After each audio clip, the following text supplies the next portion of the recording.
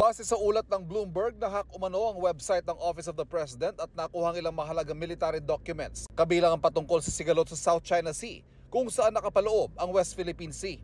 Nangyari umano ito noong 2023 hanggang sa kalagitnaan ng 2024. Pero sabi ng DICT, ang alam nilang huling hacking na may nakuha impormasyon ay sa pagitan ng 2018 hanggang 2022.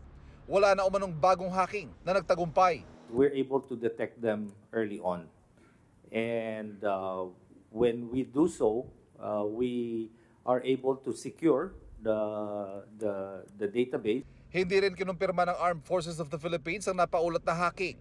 Pero patuloy umanong pinagtitibay ang cybersecurity ng bansa. Tumutulong din ang mga kaalyadong bansa ng Pilipinas. We have been trying to tweak our organization to the contemporary new challenges. We are able to detect and we are able to deter these attacks.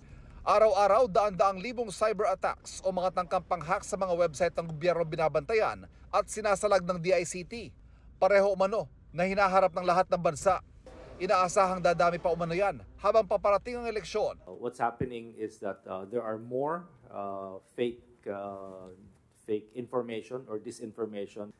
There are attempts at compromising certain infrastructure, like websites that are they're trying to deface some websites or try to introduce malicious software